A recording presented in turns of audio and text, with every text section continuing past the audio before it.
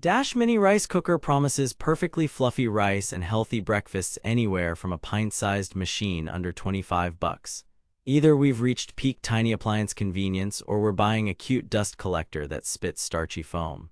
On paper, you get 2-cup cooked capacity from a 200-watt plate, a PTFE-coated non-stick pot, glass lid with steam vent, indicator light, auto keep warm, and cool touch handles in a body small enough for dorms, RVs, or tight counters. Sounds criminally convenient, but here's the thing, tiny cookers have tiny margins for error. I ran this for 2 weeks, cooking jasmine, basmati, brown rice, quinoa, steel-cut oats, and quick soups to see if it deserves your counter space. I've put the direct link to check current pricing in the description, but before you click anything, let me show you what I discovered after 2 weeks of testing. Here's what the Dash Mini Rice Cooker claims to do. Make single-serve grains and breakfasts with zero stress. The marketing promises are simple, perfectly fluffy rice with no overcooking. One-button operation with auto keep warm. Travel-friendly, lightweight design for quick meals anywhere. Effortless cleanup with a removable nonstick pot. Sounds great, right? Especially with a 4.4-star average and a price around $24.14. But here's where things get interesting. Reality check. They claim perfectly fluffy rice every time. What you actually get is excellent white rice if you follow the rules and mixed results if you don't. Here's why. This cooker is tiny, so boil dynamics matter. If you dump in one standard US cup of dry rice and fill to a random water line, you'll get foamy overflow through the steam vent, wet countertops, and sticky lids. Use the included 180 ml rice cup, rinse rice thoroughly 2-3 times, and stick to a 1:1 water ratio for jasmine or basmati, and it turns out fluffy in about 25-30 minutes. Skip the rinse and the starch will geyser. Evidence, my first unrinsed test overflowed in 6 minutes. The exact same batch rinsed gave zero mess and fluffy results. They claim no overcooking thanks to keep warm. Reality. It flips to warm when the thermostat senses the water's gone, but the heating plate is still hot. Leave it for 45-60 minutes and you'll start browning or a little crust at the bottom. That's not a defect. It's physics in a simple on-off cooker. Fix, fluff right after it clicks to warm and crack the lid for 5 minutes to vent steam. They claim it's travel-friendly. Reality.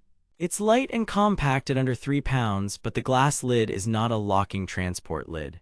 It's portable in the sense that it stores and moves easily, not that you should cook and carry it like a lunchbox.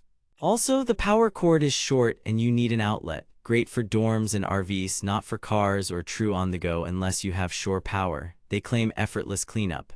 Reality. The PTFE-coated pot wipes clean in seconds if you use the included paddle and a soft sponge. But multiple user reviews call out scratches and peeling when someone used metal utensils, abrasive pads, or let it boil dry. PTFE hates abuse. Hand wash, avoid metal, and you're fine. Abuse it and it'll fail early, no surprise. Here's where things get mathematically impossible. The 2-cup capacity is cooked rice, not 2 standard cups dry. This thing holds about 1 rice cup 180 ml dry comfortably. Try to cram more and you invite boil over. That mismatch between marketing terms and your measuring cup is why some buyers think it underperforms. The plot twist, brown rice, they don't shout about it, and for good reason. You can do brown rice but expect 45-55 minutes and occasionally a second half cycle. Pre-soak 30 minutes, add a smidge more water and it's acceptable. Without that, mine came out a bit al dente. Detailed breakdown. Capacity and cooking performance. For white jasmine or basmati, my best results were 1 rice cup dry to 1 to 1.1 rice cups water, rinsed, 26-30 minutes total, then fluff immediately.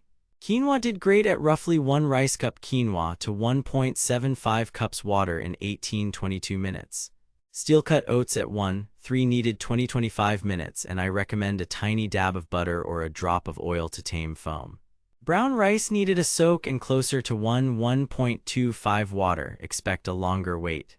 Build and clean up. The removable pot's non-stick was flawless after 2 weeks because I treated it gently. The glass lid's vent prevents pressure buildup but also releases starchy steam if you overfill. Cool touch handles are legit. The body stays safe to move after it clicks to warm, though the metal ring and steam vent are hot. Cleanup is a rinse and wipe job unless you boiled over, then you're cleaning the lid and rim too. Portability and use cases. It's small enough to stash in a drawer. perfect for single servings, a side for 2 light eaters, or desk lunches if you have a break room outlet. Not a meal prep monster. No timer, no fuzzy logic, no presets, just a physical switch and indicator light. That simplicity is refreshing, but it also means you need to mind water ratios and rinse technique. Value and alternatives. At roughly $24.14 with a 4.4-star rating, the value is strong if you want single serve. If you routinely cook for 2+, the Aroma 3-cup basic model adds capacity and a steamer tray for a bit more money. If you want top-tier consistency, Zajarushi's 3-cup costs way more and takes more space. Instant small Zest models offer microcomputer control but are larger and pricier. Dash wins on footprint and price. It loses if you need versatility. Here's what nobody tells you. The included measuring cup is 180 ml, not a standard 240 ml. If your rice is off, that's probably why. Also, a quick rinse plus a tiny drop of neutral oil massively reduces foaming in these mini pots. And no, this isn't a drop-shipped white label. Dash has been making compact appliances for years, but like all budget non-stick pots, longevity depends on gentle care. Verdict: buy with caution, but for the right person this is a slam dunk. If you're cooking for one, mainly white rice, quinoa, or oatmeal, and you value a tiny footprint and sub-$25 price, the Dash Mini Rice Cooker delivers consistent results with minimal fuss, provided you rinse, measure with the included cup, and fluff on warm. Skip this if you want perfect brown rice without soaking, need to feed a family, or demand set-and-forget programmability. At $24.14, the price-to-convenience ratio is excellent, but it's a single-serve specialist, not a do-everything machine.